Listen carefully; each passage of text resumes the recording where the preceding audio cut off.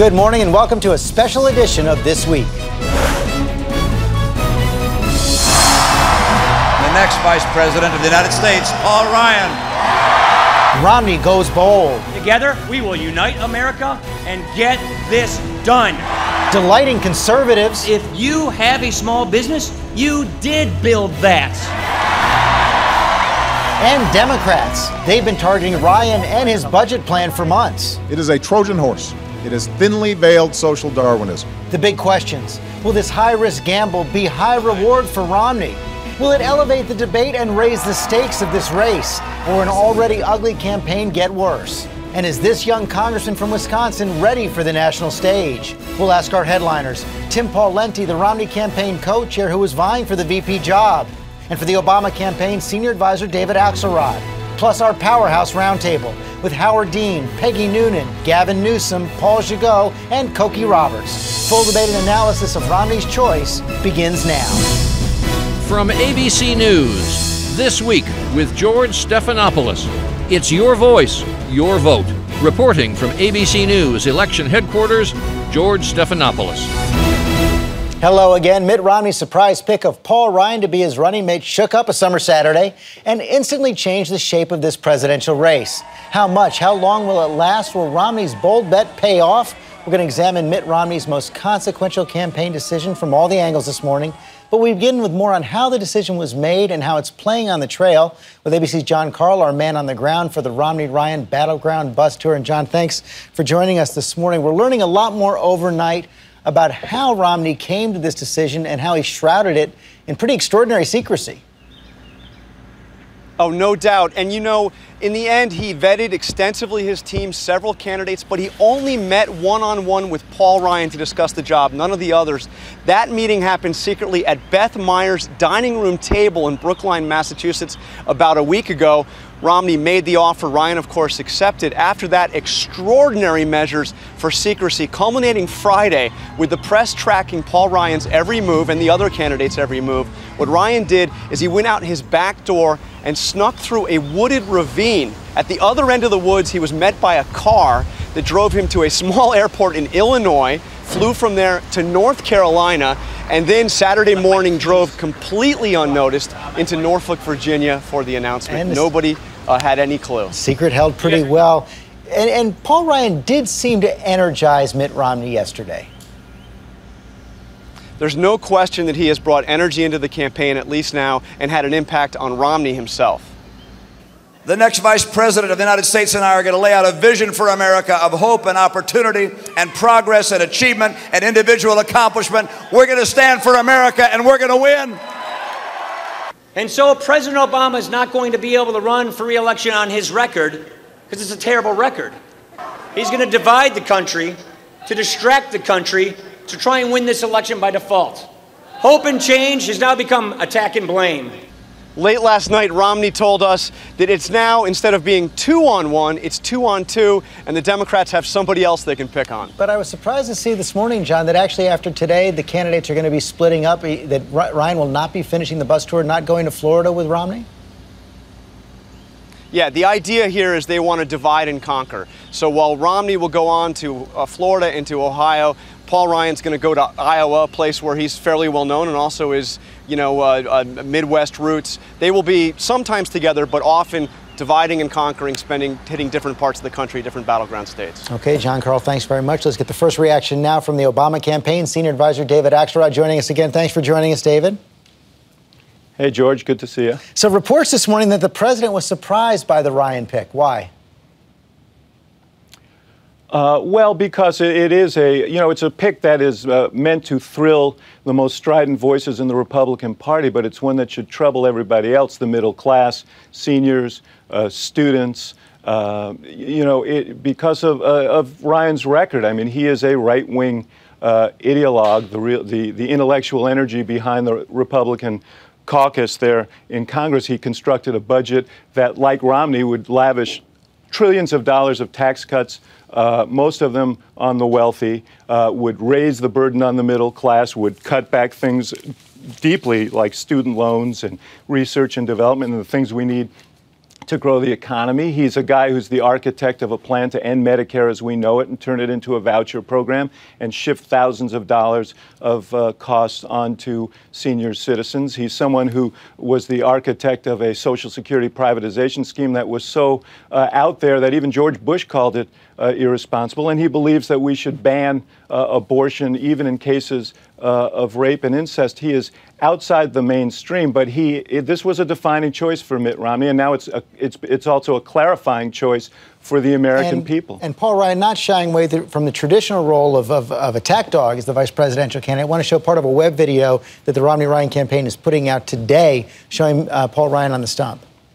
I hear some people say that this is just the new normal.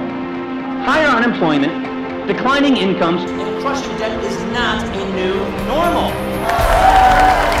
And next January, our economy will begin a comeback with the Romney plan for a stronger middle class that will lead to more jobs and more take-home pay for working Americans.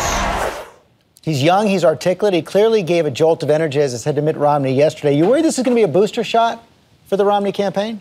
Well, I think it'll be a booster shot within his own party. I think the Tea Party is excited. I think the social conservatives are excited. But listening to that tape is sort of ironic because Congressman Ryan was a faithful supporter of every bit of the Bush economic policies in the 90s. And now he and Governor Romney want to double down on those policies. And they think somehow the middle class is going to fare better this time. Their plan would actually raise burdens on the middle class. The Romney tax plan would give the average millionaire a huge tax cut and would raise taxes on the middle class by an average of $2,000. How's that going to help the middle class? So you can recite the words middle class, but your policies have to follow, and theirs don't.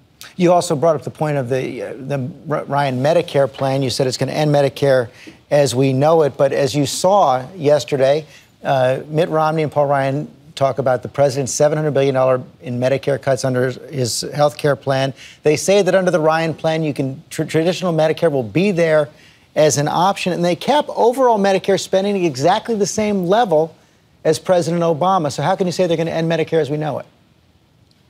Well, first of all, they want to turn. Let's talk about the $700 billion. Congressman Ryan, what he doesn't say is that he's incorporated that same $700 billion into his plan. So he's embraced exactly what the president's done. The difference is the president's trying to strengthen the Medicare program. Under the changes that the president made, seniors are getting more prescription coverage and preventive care. We extended the life of Medicare by 8 years, according to the Congressional Budget Office. The Ryan Romney plan would not do that. And in fact, by turning it into a voucher program, throwing seniors onto the tender mercies of the private insurance market and capping growth the way they do, ultimately they're going to shift thousands of dollars onto the backs of seniors, and Medicare itself will be in a death spiral because it will be dissipated by seniors healthy seniors going into the private system, leaving sick seniors in the existing Medicare program. They do not believe in Medicare, George. Let's be clear. Congressman Ryan is an ideologue who doesn't believe in the Medicare program, wanted to do away with it. Newt Gingrich called it right-wing social engineering when he surfaced his Medicare plan, and he was right about that. Polling shows that he could help in the state of Wisconsin. The Romney campaign also believes he's going to help in Midwest states like Iowa. That's one of the reasons Paul Ryan's going to go there. Bottom line, does Paul Ryan help the ticket? Well, that remains to be seen. I think it helps voters clarify what this choice is about. And if what you care about is strengthening the middle class and building an economy that's meant to last, that invests in the middle class in education and training and research and development and the kinds of things we need to compete and give people a chance to compete, then no, I don't think he's going to help the ticket. If you believe in a woman's right to choose, he's not going to help the ticket. But I think he will help the governor have a more convivial Republican convention. One other issue before you go. This ad controversy this week, Super PAC allied with President Obama, Priorities USA, put out an ad that seemed to suggest that Mitt Romney was responsible for a death. It featured an employee laid off by a company owned by Bain, whose wife later died of cancer several years later. It's been roundly criticized. Your own hometown paper called it a vicious and shameful ad, and it drew this response from the Romney campaign. What does it say about a president's character when his campaign tries to use the tragedy of a woman's death for political gain? What does it say about a president's character when he had his campaign raise money for the ad, then stood by as his top aides were caught lying about it? Doesn't America deserve better than a president who will say or do anything to stay in power? Roundly criticizes crossing a line. Does the president stand behind that ad? Does he agree with what was in that ad? Look, I don't think anybody believes that Mr. Sopcich's wife, that Governor Romney can be blamed for the death of Mr. Sopcich's wife. And frankly, I don't think the ad says that either. It suggests it, though, the doesn't irony it, of all this, the irony of all this, George, is that this ad is running at the very same time that Governor Romney's campaign is running an ad that he paid for. It's not running, by the way. The ad hasn't been on the air, but he's running ads, millions of dollars of ads, saying that the president wants to end the work requirement in welfare. Every single person who's looked at it said it's false. He continues to run it. He says, I approve this message. And then he attacks others for ads that we didn't approve and that we didn't produce. I think he's the one who needs to explain. And I'll ask Tim Pawlenty about that. But does the president think that this kind of an ad was appropriate?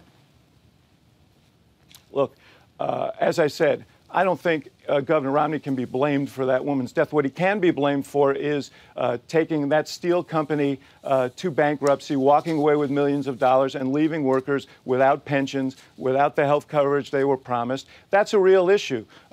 He has run on his business experience, and his business experience is things like the GS Steel story, where he took where they loaded companies with debt, profited from it to the tune of millions of dollars, and then left workers and creditors holding the bag. That is a relevant issue in this campaign. We've got Governor Pawlenty coming up. You thought he was going to be Mitt Romney's pick, thought he would be the best pick. Well, I think Governor Pawlenty is